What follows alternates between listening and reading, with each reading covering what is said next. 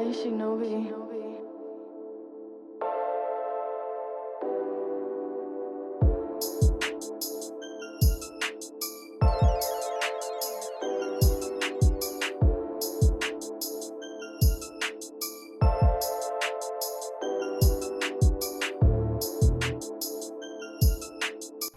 What's going on, beautiful people? It is Micah J with Porsche 4K, and today I have with me Tyson. And today we're going to go over an in-depth review of the 2024 Porsche Macan and the 2024 Porsche Macan T. If you've been torn between these two luxurious SUVs, we're going to give you an in-depth review on which one to pick. So let's go. All right, and so now for the Macan T. So with the Macan T, we do have a little bit of differences compared to the base model we have here. One of those being the 20-inch design rims are standard on a Macan T as opposed to the 19-inch that you would get on a Macan base. So that is where some of the value does come in. As you can see here, we have the standard 20-inch Macan S wheels that you will find on that as well on this particular vehicle. Another thing that stands out is the agate gray metallic accents that we have on the mirrors, the side blades. If you come with me as well, it is also featured on the back spoiler here. So that is one of the design elements that Porsche has decided to put in to give it a little bit more pop in regards to the regular base model. So that is a distinguishing factor. If we come to the back here as well, just from the outside performance, we do feature the sport exhaust, which is also been added onto this particular package. You get a little bit more value when you add it to the T as opposed to the base just because of the numbers. We'll definitely give you all a little bit insight on that as well at the end. But the sport exhaust definitely allows you to bring out more of that four-cylinder sound. So you want to have a four-popper, you want to get the most out of it. You're able to do that with the Macan T.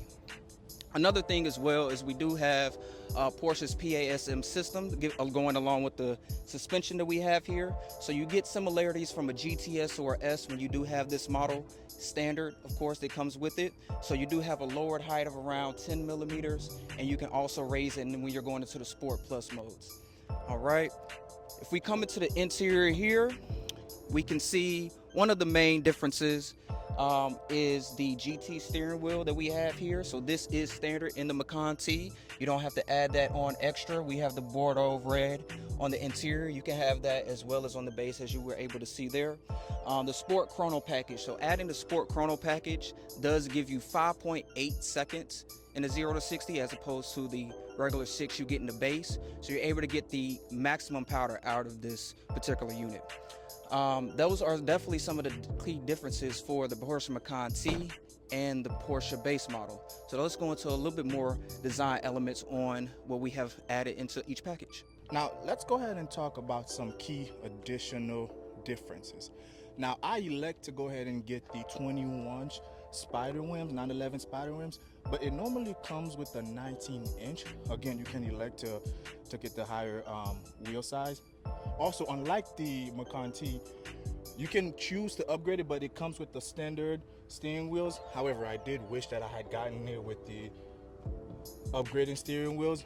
And also, again, unlike the Macan T, it doesn't come with the dual exhaust, so normal exhaust, but I still think it brings out and pops the back itself.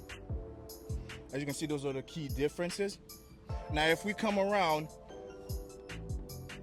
now let's talk about the colors. I went with this color palette because I thought it matches the interior. As you can see, come on in. Got the Bordeaux red with the red stitching.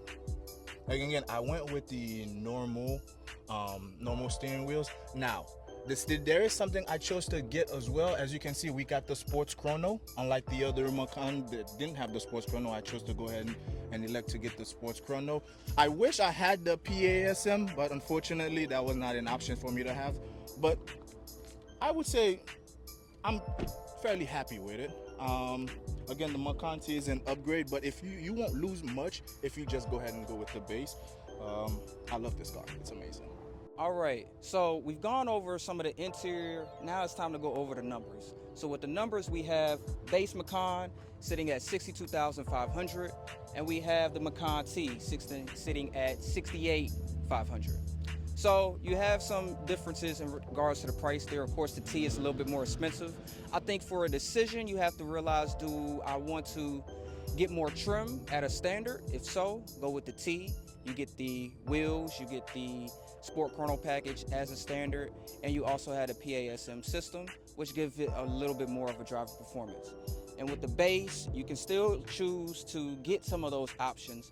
However, they will not be standard. You have to add them on, which can eventually come out to be a little bit more than the T if you do it just a la carte style, as opposed to just going with the one that has more trim. Now, if you are choosing this based on performance, I wouldn't think of it too hard in that perspective, because they both do have the same drivetrain, same 261 horsepower, same 268 foot-pounds of torque.